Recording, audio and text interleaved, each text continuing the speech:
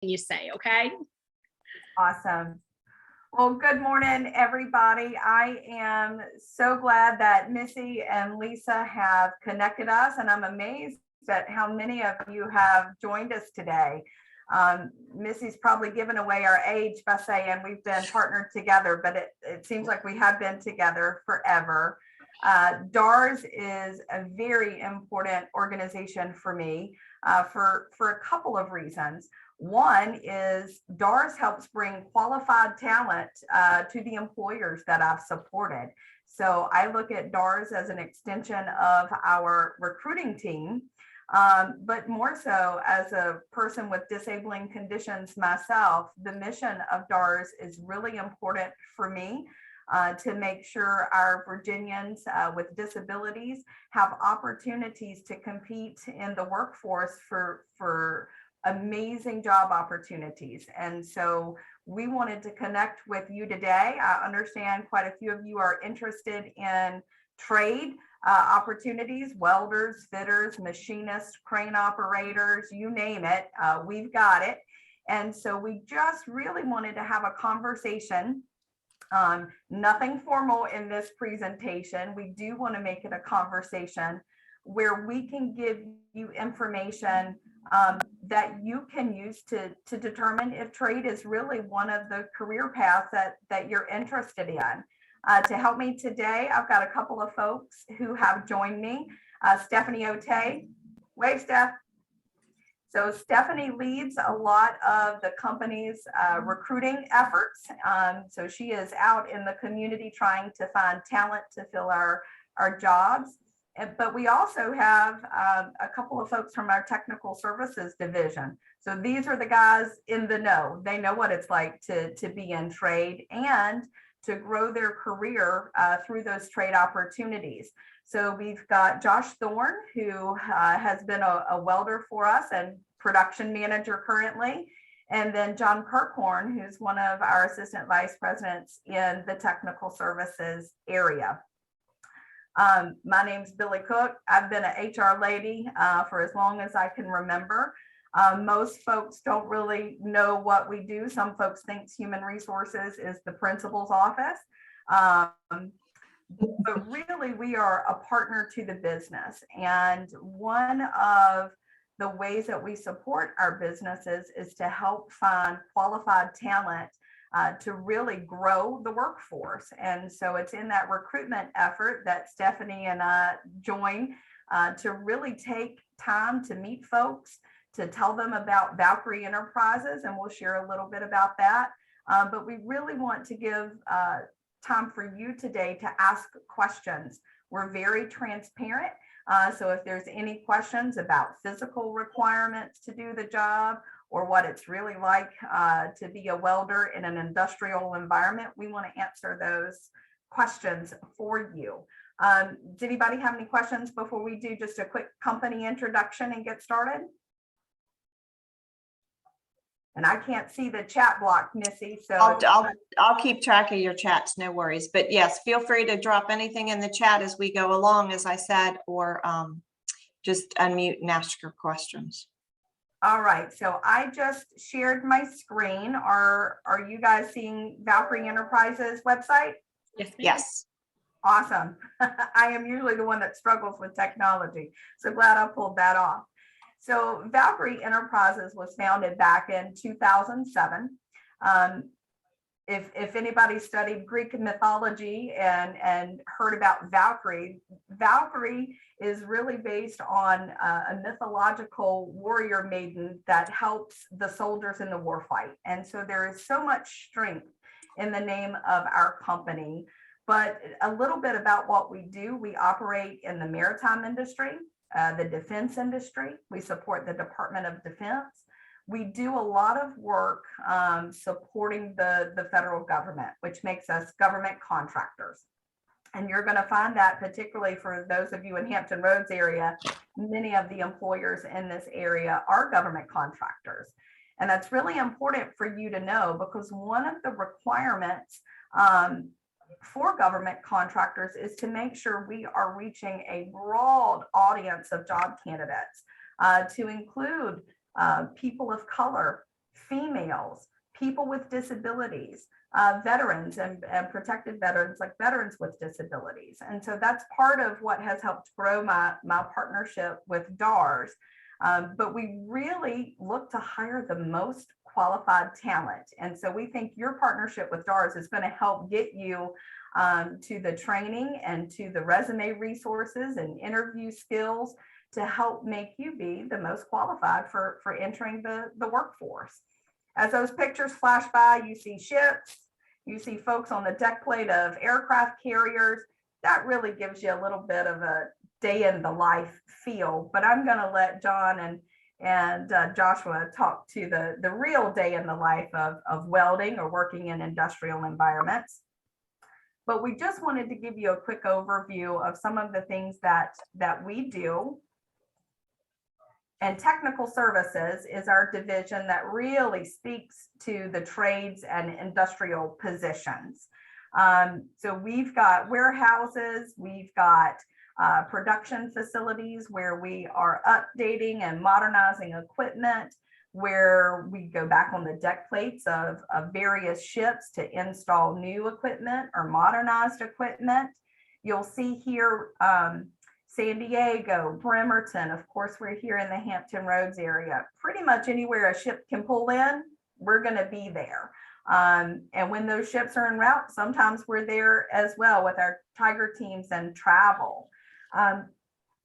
Josh, let's kick it off with you to kind of give some background information of maybe how you became interested in trade and really what it's like to be a welder.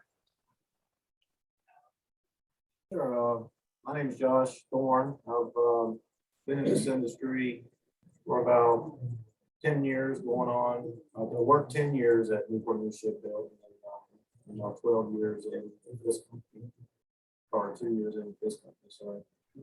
I started welding at a young age. I was 12 years old and my father had welding equipment, so I played around with it. Decided I wanted to get into it and welded at Newport News Shipbuilding, carriers, inspection on submarines.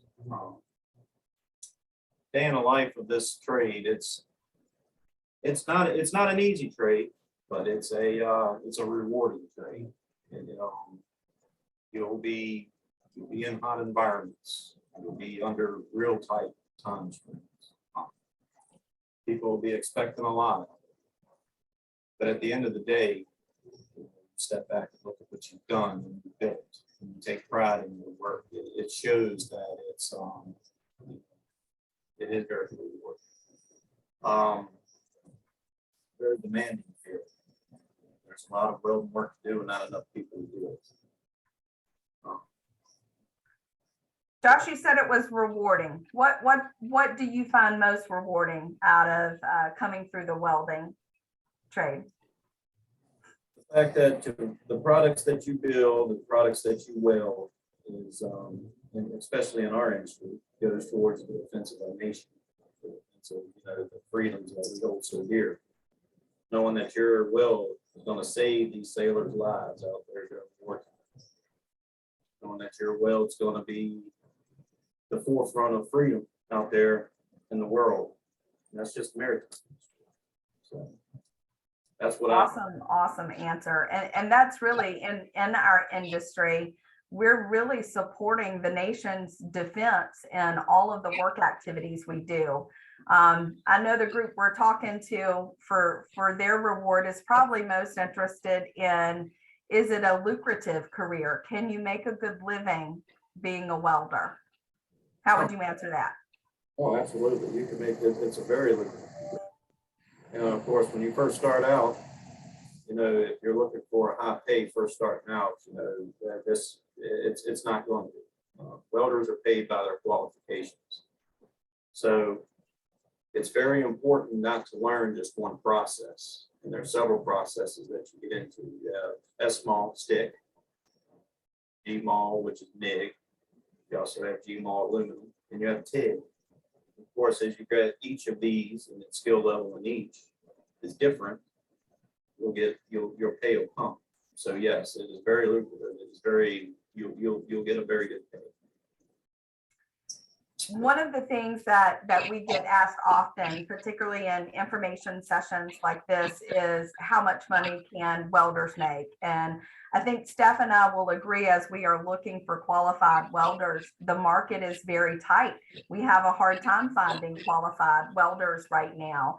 And so that drives the market price up a bit as well. So I would tell you, just based on analysis, welders and other trades opportunities, you can make a very decent living and livable wage, even coming in as an entry-level welder and building your skill set.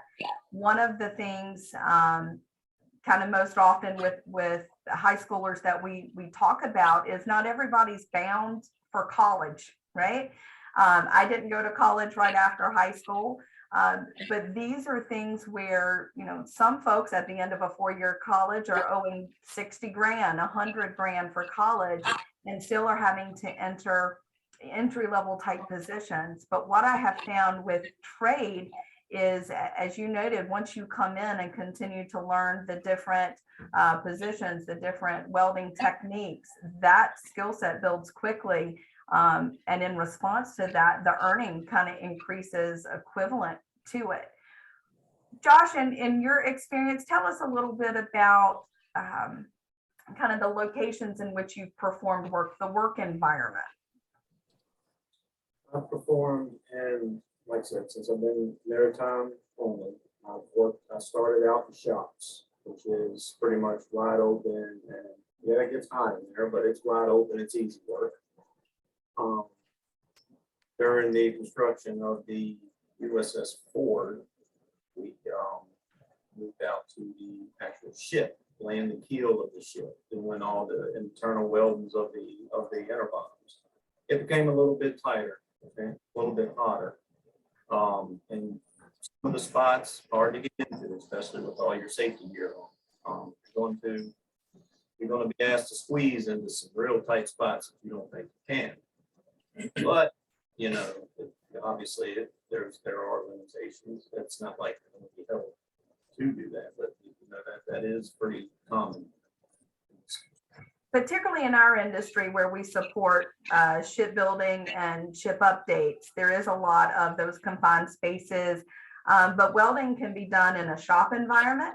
At one of my previous employers, all of our welding was done in a temperature controlled environment, a lot of tabletop and electronic type welding.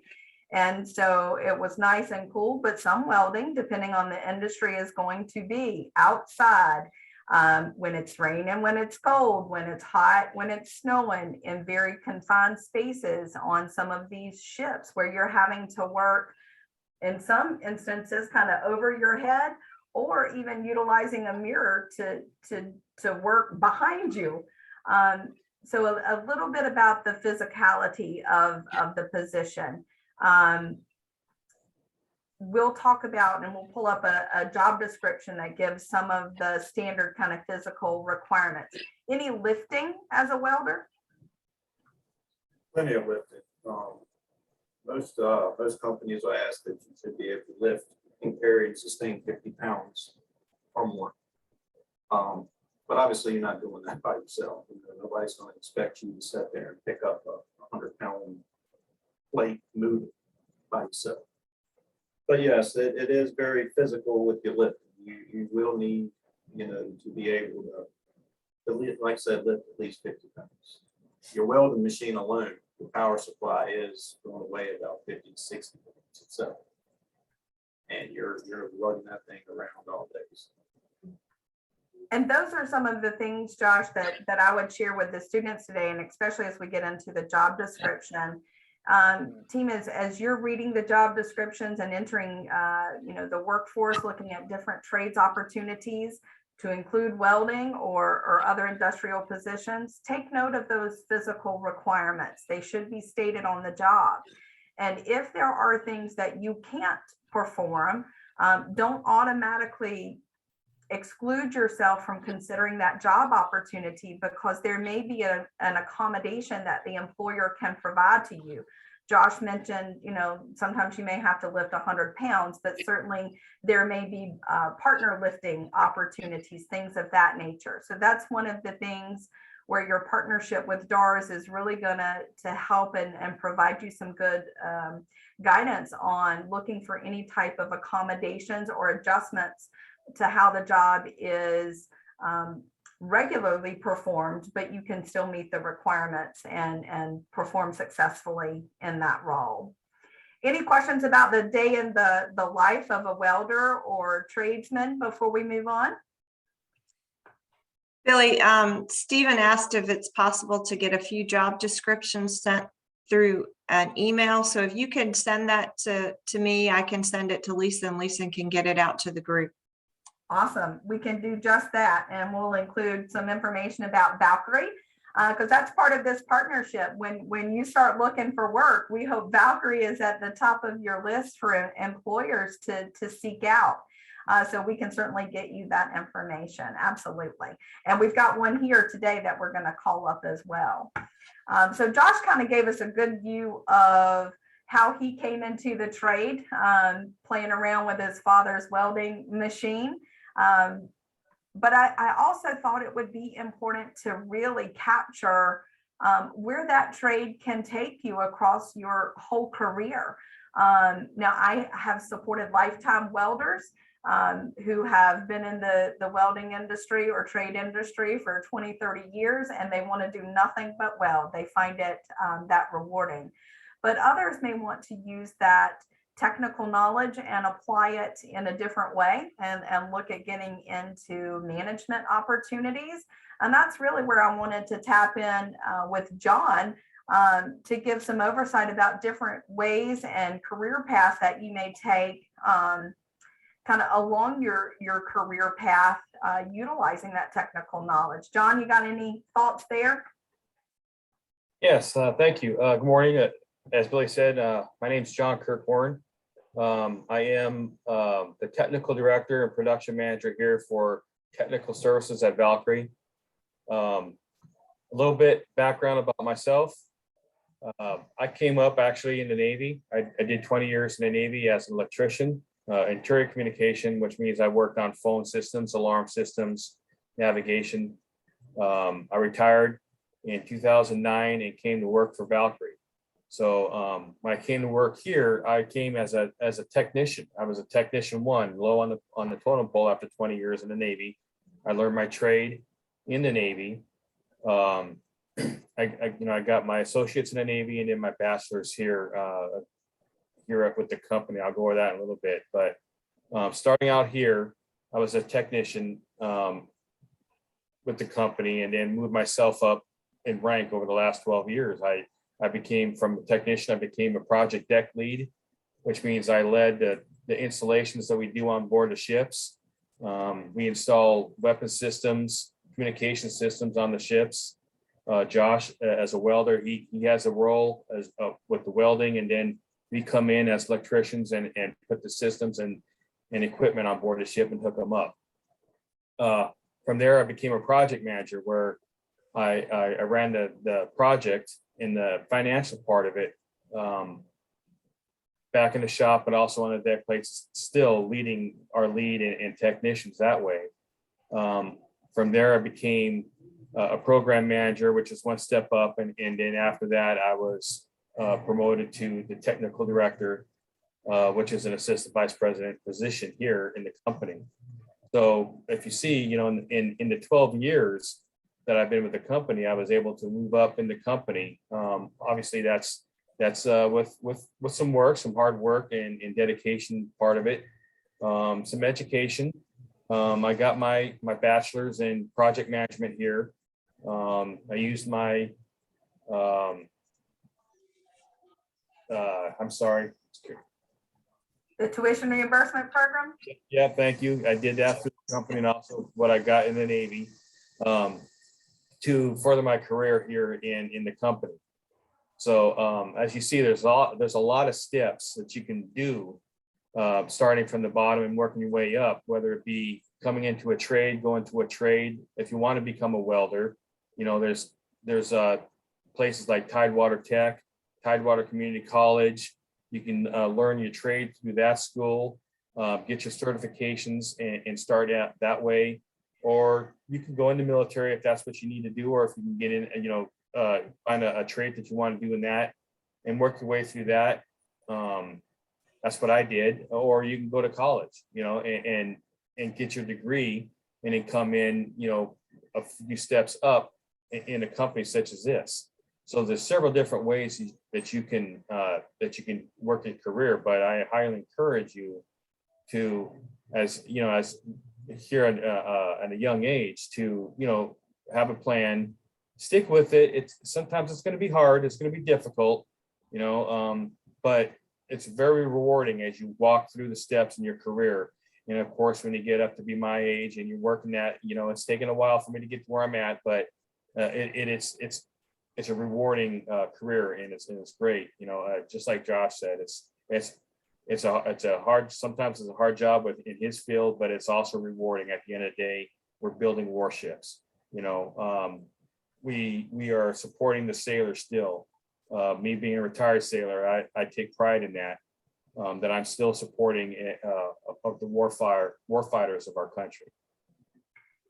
John, I'm interested today, and in your regular role now in management, you have a lot of tasking. You're managing the finances of a project, you're supporting the people of the project, but what skill set from your trade helps you in your day-to-day job now in management? Yeah, so with my backfield, again, my background, my field was electronics and communications. I've learned over the years of that trade, and not only the electrical part of it, but also the leadership part of it. As in the Navy, as I grew up, I guess, in the Navy, or moved up in the Navy, I became the leading petty officer. I became divisional petty officer in charge, and learn leadership in that role as far as that's concerned, but also, going to the schools while I was in the Navy and learning my trade. I wanted, when I got out and retired, I wanted to be in a field where the stuff that I learned in the Navy and in schooling, I can apply to my civilian sector in life. So that's what I did. And now as a manager, I have the experience and the know-how moving up in the ranks, all those, throughout the years, and the knowledge I have, I'm able to pass down to the people below me, to the technicians and the tradespeople that we have coming up, and to the leadership coming up. I'm able to pass down the knowledge that I've learned over the years to them. And that only grows them as a technician leadership, but it also grows the company. And when you get out in the real world and you're working in a company, as the better you are as a company, the more money you make, the more money the company makes, the more you make, and the better, the world is actually in the country. So that's where my philosophy is. Gotcha. Well, I'll tell you what, we want to get to the real meat of finding job opportunities as a welder or other tradesmen. So we're going to kick things over to Stephanie, and I'm going to try to pull up a job description. Let's see if I can do it. I did it. Can y'all see a entry-level welder job description? Yep. Yes. Awesome. Awesome. All right, Steph, let's start with a quick introduction of kind of what you do in your day-to-day, and then let's break down this job description real quick. Absolutely. Hello, everyone. I am so excited to be here. As Billy mentioned, I am Stephanie Otey, and I have been in HR for a little over 15 years now. I just love it. So I have worked with Billy before at another company, HII, Huntington Eagles. I was there for some time. I was with them when they were Northrop Grumman, actually, first. And then I got to move on to AMSEC, and then I went on to General Dynamics, and now I'm here with the wonderful Valkyrie team, and I'm just excited to be here. Thank you. I am just going to give you some tips that I can from a recruiter's perspective. And the one thing I'd like to just be able to leave you with is just something to think about. If you walk away from here and you've got some things you want to go and put some more thought into, then I've done my job. So let's go ahead and kick it off with this entry-level welder job description. This one is really, really, it's really an entry-level position. I'm sorry, let me move my camera over. So it tells you a quick description of what they're looking for. We're seeking to hire an entry-level welder to join our team. And then it kind of gives you some must-haves in order to qualify for the position. So you'll have to have some knowledge of basic welding principles and metal fabrication, knowledge of different forms of welding, such as arc, MIG, TIG. We heard Josh speaking to those a little bit, and the ability to read drawings. You also want to be able to have some good communication and have some good commitment to safety. Safety is very important in the trades industry. And you've got to be able to work well on a team because you are going to be doing a lot with other people as well. Qualifications, basic skills required for the position. You really have to just have a high school diploma or trade school or equivalent to be able to enter into the welding or any trades field. But as Josh and John both spoke to, you also want to think about doing some things such as attending an apprenticeship or trades training program. You can also think about those professional certifications that John spoke about via going through college or going through the military, such as your certified welder or certified welding inspector. There are so many different certifications in welding that you could go on. I could keep listing a ton of them. And let's see here, security, math skills and ability to read a tape measure, very important. So when you are thinking about, as you're going through, you're finishing up your high school, you're taking those classes and you're signing up, math is a big one. So you want to make sure that you are taking those extra math classes. Maybe those advanced ones will help you. Because I can tell you, pretty much any trade you go into, you're gonna need some math skills. So you definitely want to highlight those. Knowledge of hand tools, of course. In any trade you go into, you're going to need some basic knowledge of your hand tools, and you're going to need to be able to work effectively with limited direction and the ability to work in a team environment. So those are some of your basic qualifications that you'll need to be able to enter a trades field, and specifically welding. Anything you want to add, Billy, as I'm speaking? Yep, I took the liberty and highlighted a few words in those must-haves. Guys kind of coming new into the trade or any job opportunity, one of the things that we want to make you mindful of as you're preparing your resume or your job application is really pay attention to the things that are listed as must-haves. Those must-haves are the key things that the recruiting team and the hiring managers are really going to be looking for when they're screening your job submission.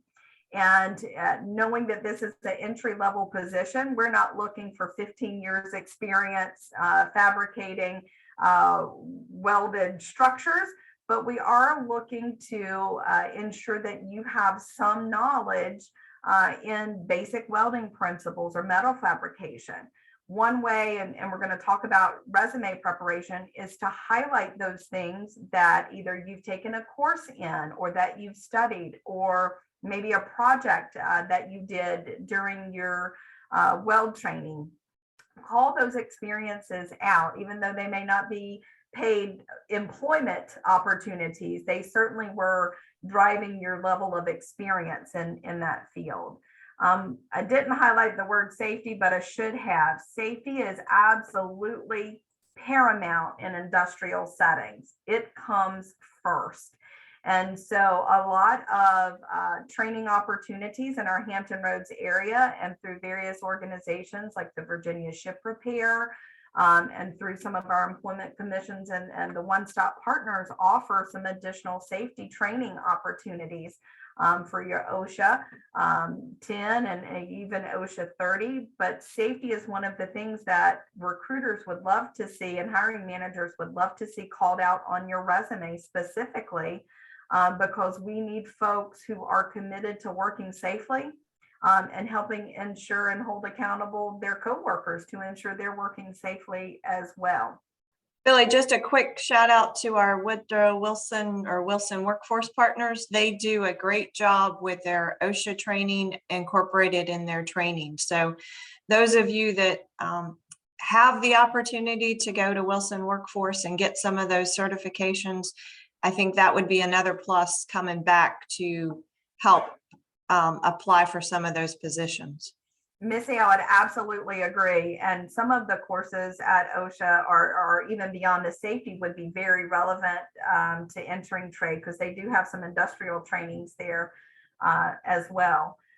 Security requirements, of course, we support the military. And so a lot of the places that we need to get into do require security clearance. That's an important thing to make sure that you are behaving appropriately to ensure that you could meet the credentialing requirements. And so behavior is of equal importance of qualifications as it relates to an employer with these clearance requirements. We do not make the clearance requirements at the company level. The government makes those decisions. And so we work with our employees who need clearance. But what you do now in high school matters to your future career. So I would stress that point for you as well. Many of our jobs require travel. So if you are interested in seeing the world and traveling with your job opportunity, that abounds in the work that we do. But we also thought it important too to touch on some of the physical requirement stuff, if you just want to brief through some of those real quick. Absolutely. So some of the physical, I won't go through all of them. I'll just touch a couple of the really, really common ones.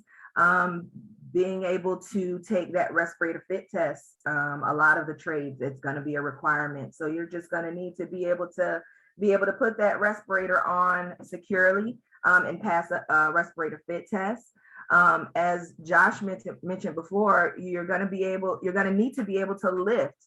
The pounds and the weight vary depending on the position, but they tend to give you what pounds you may be lifting upwards towards 100 pounds. But as Josh mentioned, you probably won't be doing that on your own. You'll probably have like a buddy that'll help you be able to carry that weight. You'll need to be able to spend hours kneeling, crawling, walking. It's welding, but also the other trades, you're going to need to be able to do all of those things as well. And it will require, trades work will require that you work outdoors in inclement weather or in confined spaces. So there are some physical requirements that are just gonna come with pretty much just about any trade you go into. They're gonna have some of those kind of standard physical requirements. But also, as Billy mentioned, don't allow that to be what keeps you from applying to a position, because there may be some accommodations that a company may be able to take for you. And that's really going to be where the job candidate and the recruiter and the hiring manager need to have really transparent communications and open, honest dialogue to ensure that if we're considering a candidate, that the candidate can perform this type of work safely, but also for the employer that we take opportunities to re-envision how that work can be accomplished. Maybe it can be accomplished on a tabletop setting versus being done in the field, those sorts of things.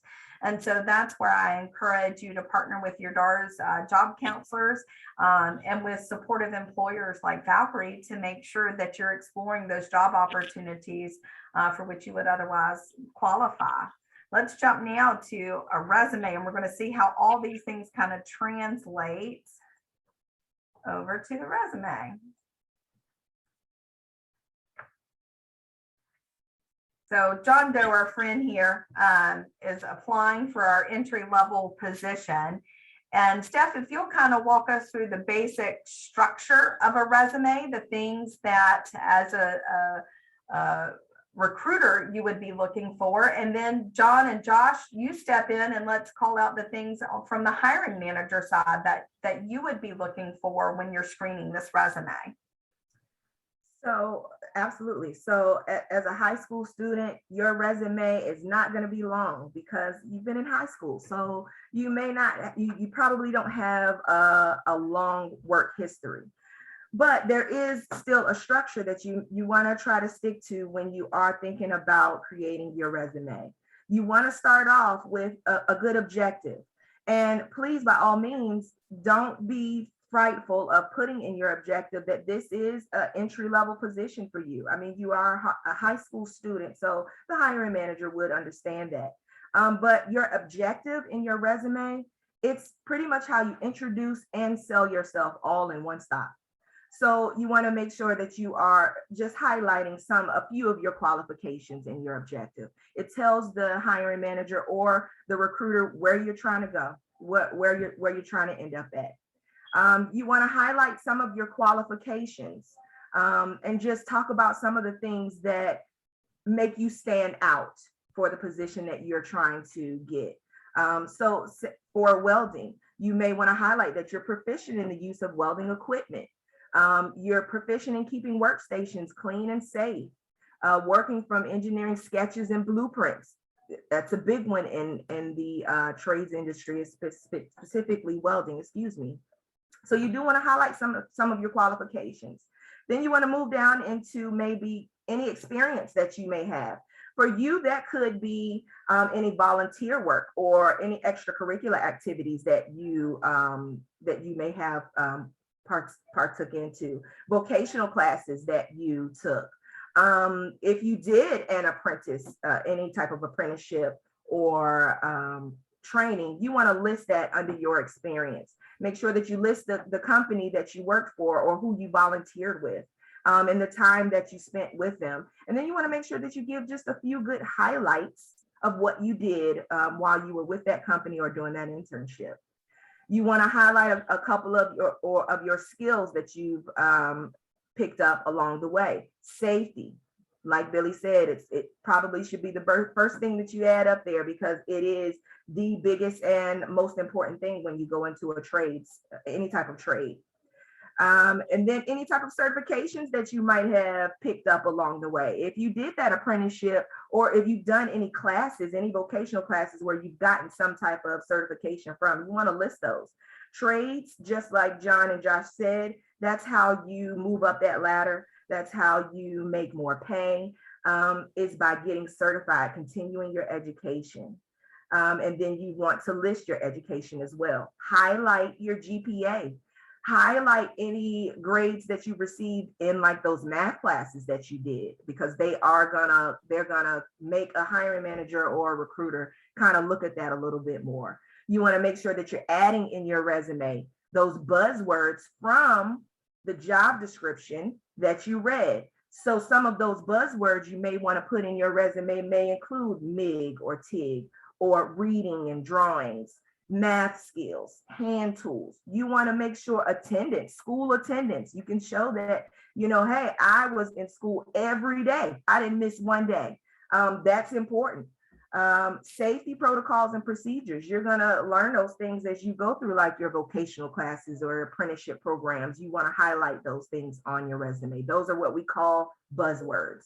And those are the things that we kind of look for as recruiters and hiring managers when we're looking at your resume. So Steph, this candidate's passed your review and you're going to send that resume over to John. Yes. John, at a quick review of this resume, what are the things that stand out to you that would make you interested in this individual as a candidate? Yeah, so looking at it, I see here proficient in using your welding equipment.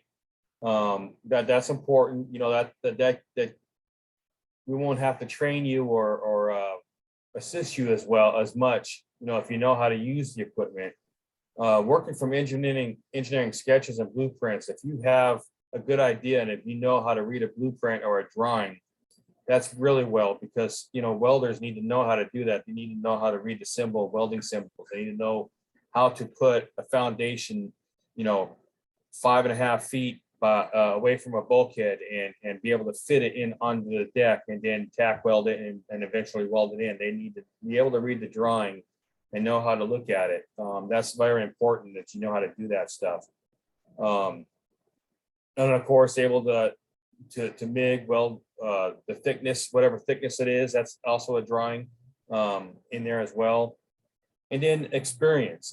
Stephanie said, coming out of high school, obviously you won't have a lot of experience, but if you did an apprenticeship, like Josh said, he started when he was 12 years old with his dad. You can put that in there. That way we know that you have some kind of welding experience. You're not coming straight out of high school with nothing. And if we're looking for an apprenticeship program or apprenticeship person to come in that we can teach and mentor up to the ranks, you would be one of the people that we'd be looking for. Again, it all depends on at the time that we're hiring of who we of what we're looking for in a resume. I'll just add this. Don't be discouraged. A lot of people, younger people, are discouraged when they go interviews and they don't get hired right away, or they don't, they go to a few interviews and nothing called back. Don't be discouraged. Keep working at it. Stay patient. Get what you can as far as working goes. Go to schools. Continue to update your resume, and it'll work. One example, real quick, is my son. He in high school he dabbled in welding as well. That's what he wanted to be, was a welder, and so I helped him. I helped him with that. I helped his resume. He wasn't able to get hired on that right away. He did go to Tidewater Tech and get his certifications in that. Once he got that, I was able to bring him into our company as an employee, but he started out actually as a tradesperson, an electrician, running cables and hooking things up. He's got his certifications in that over the years. He eventually came in and tested for welding, and he got certified in our welding program once we had our welding program up. So now he's actually doing dual roles in our company. He can be a welder or he can be an electrician for us. But he had to be patient. And I told him, be patient. It was kind of hard for him at first, but he understood now. He understands now what I was trying to tell him. He didn't give up, and now he's been working for us for 5 years, and he does both roles. So that's one of the things I can tell you. Be patient. Always update your resume. Always strive to do that extra step. And the more experience you get, the better position that you'll have in companies such as ours. Awesome. Thank you, John. I wanted to make sure we saved about 10 minutes or so for any questions from the group or comments. But I will tell you a couple of things that stand out on the resume, and as I've been screening candidates for these types of opportunities. You'll see here it says take and follow instructions. In our world, everything is governed by an instruction that has to be followed by a T. And if not, sometimes it could impact the safety of a vessel. So following instructions is critically important every single time. And so that highlight stands out to me. That would be the first thing that I would gravitate to. The other is going to really be those safety protocols, keeping your workstation clean. Steph alluded to making note of your attendance in school. For an employer, we bank on you coming to work every day. That's the first piece of your performance, is actually showing up. And so the demonstration of good attendance, good work habits, like keeping your workspace clean and neat, helps reduce our injuries and incidents. But the other things I will tell you is good basic math skills and reading a tape measure.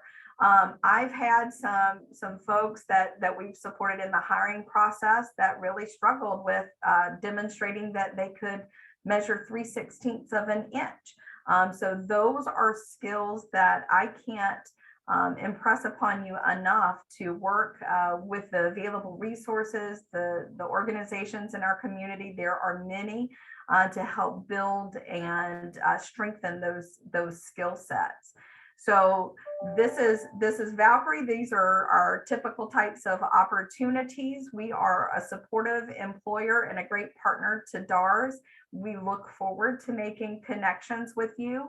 But really, we want to answer any questions that you've got about trade, about the company, about partnership with DARS and future opportunities. So we're going to open the floor to everyone. Missy, if there's any questions in the queue, or if anybody wants to unmute and ask those as well. Billy, can I kick it off? I know you've highlighted welding, but can you go over some other kind of entry-level positions that you all have, if it's logistics or, you know, those types of things, just to kind of give us an overview? Absolutely. So I'm going to pull up our job listings. So if you were to go to our Valkyrie website today, and of course it's not going to cooperate with me, and look at our job opportunities, there's more than 200 jobs that are listed. We noted before that the company has different kind of branches of the work that we do. So there is everything from the welders, but also general trades technicians, even trades assistants, which are the totally unskilled labor that come in and help the tradesmen. There are trainings that we also provide for cable. So you've heard John and others mention kind of the communications work and pulling cables. There's lots of work out there in that arena, but our job opportunities range from everything from the corporate type of support, so like mine and Stephanie's role, finance, those sorts of things, to everything in between. Senior level engineers is another arena that we often hire for, systems and programming types of job opportunities. So really, you can get out and explore the job opportunities if there is something that catches your interest, such as design and engineering that you want to know more about. This is where our partnership comes into play. Missy can certainly share our contact information with you guys, and we'll include that, Missy, on the flyer information that we send out. We're a phone call away. It's nothing for us to grab the engineer and schedule a quick 15-minute call if you wanted to explore those opportunities.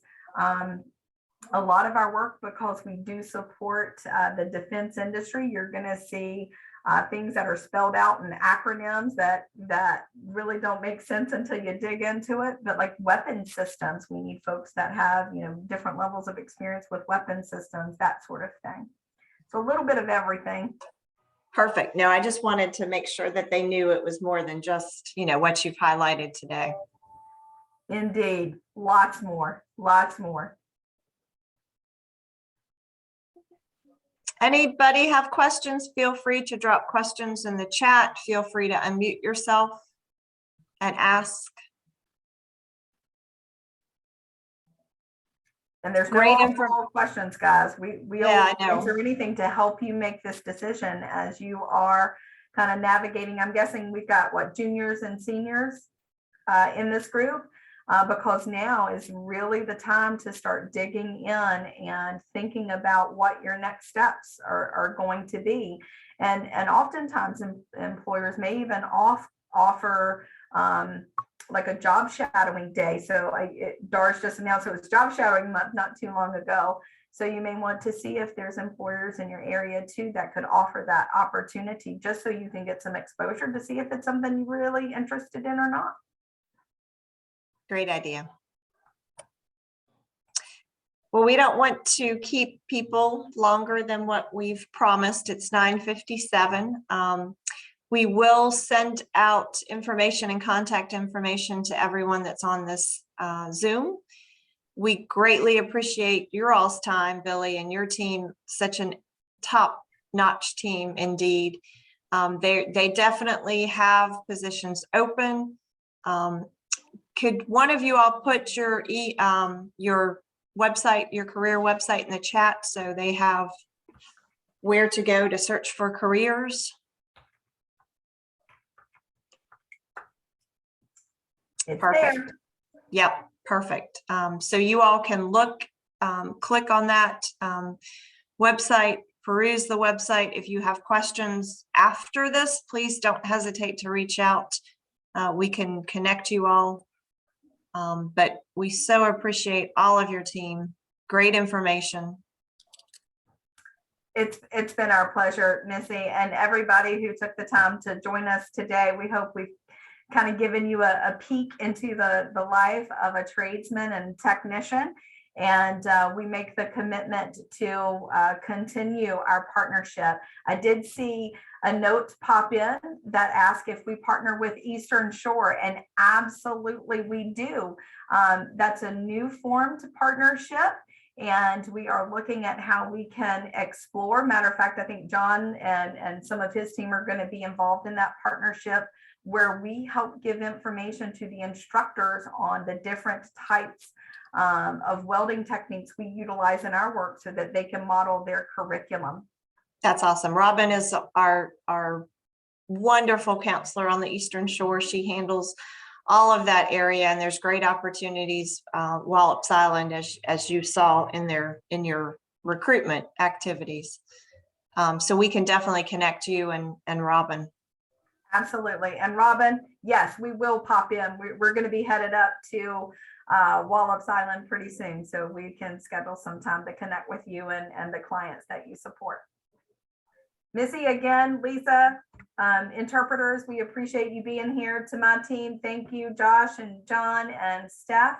And we look forward to hearing some success stories coming out of this group soon, and how we can best support you guys. And they are sharing the job leads, so I definitely send them out once I get them in. So you all know what recruitment is going on. So again, I'm an email away. If you all would like to get on my list of distribution for the job leads, I can put my information in the chat. Lisa, any last bit of comments? Yeah, I just want to thank the team again. You guys have done a beautiful job this morning from all perspectives, and our participants even got an extra little dose there today with the tips on resume writing and talking about soft skills and all of that good stuff, in addition to the actual technical skills that somebody would need to work these jobs. So thank you guys so much for taking the time to talk to our students and classes and Dora's counselors today. It's been wonderful. We appreciate you. Awesome. Thank you all so much. Appreciate Take care, everyone. Take care. Thanks.